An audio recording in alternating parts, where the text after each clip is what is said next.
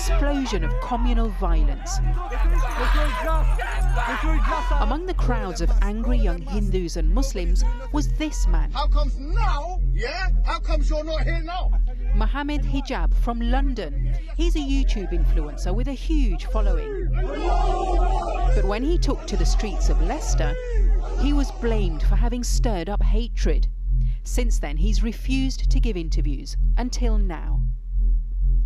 Since he was accused of inciting that crowd in Leicester, we've been trying to track Mohammed Hijab down. He's finally agreed to an interview, so we've come to London to speak to him. Do you accept now that going to Leicester, speaking in the way you did, was inflammatory and that you shouldn't have done it? Potentially, you're right. I will give you that. Maybe what I did needs refinement. And I think it's fair for us to say also that there is a different reaction from the press when a Muslim decides to show or express themselves in political ways than there is from other people. How are you guys doing?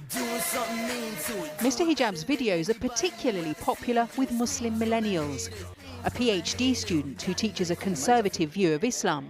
He's often belligerent and bombastic, confronting people on camera. Generally speaking, men and women are equal. Not totally then. But there are exceptions. You've been described as a YouTube influencer. Okay, yeah. Who are your audience?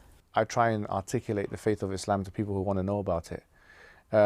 Why? Because I feel like there's a major disconnect between what the religion of Islam actually says and what people actually perceive it says. If you wanted to speak to young Muslim men in Leicester, you could have reached out to them on social media, you've got a huge following, you could have done a YouTube video. Why actually go to Leicester and make things worse?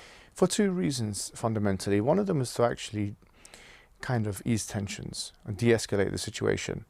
I wanted to let people know, young people that I knew I had an influence on, not to break the law. And this is very clear on the public record that I said this. Don't vandalize things, don't break the law. Us breaking cars or running here, running there, that's not going to help us. How's that going to help us? Tell me how I'm not going to say to you, don't defend yourself. The policeman here, he will tell you, this good gentleman over here, he'll tell you the law allows you to use reasonable force. Unfortunately, for a man like me, any force I use will be unreasonable. Mr. Hijab says he also wanted to confront those who subscribe to a Hindutva, or extreme right-wing ideology. The tensions in Leicester have been blamed by some on Hindutva nationalists, accused of importing the divisive politics of India's ruling BJP onto the streets of Britain. There was vandalizing of the temple. The violence led the bulletins in the subcontinent. The religious flag was burned. But many Hindus pointed to attacks on their community and they rejected the notion of extremism.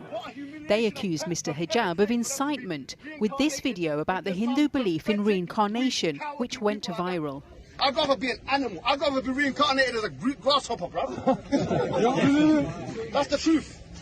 So how comes now in Leicester, the Hindutva are coming out, yeah, and you're trying to act like gangsters? Do you accept that this kind of language was inflammatory and that it would have offended Hindus? Well, to be honest, I wasn't actually mocking reincarnation in that situation. I was saying that if I believed in reincarnation... But it sounded like you were. It could have. And if so, you know, to the Hindu community at large, I have to offer my apologies to the Hindu community if it sounded like I was mocking. Do you distinguish between Hindutva and ordinary Hindus who live in Leicester and were appalled at the violence? It is clear that I am talking about a political ideology. I'm not talking about a religion or a group of people. There were also some Muslims in Leicester who asked Mr. Hijab to leave. No, man, put the mic down. You're going to incite them. You're only going to make things worse. It's a reaction he's used to. In another protest about Palestine, he's accused of provoking the Jewish community in Golders Green. 30% of those who were injured were children playing in... Yeah, look, yeah, please. But he argued that by shutting down debate, we risk alienating young Muslims. If young Muslim men, they feel alienated to the point where they can't even be heard or that their side of the story is not even told, I think that is a pathway to extremism, unfortunately. Despite criticisms, Mr. Hijab's videos have been watched millions of times. What are you focusing on? So is it all about the clout or clicks?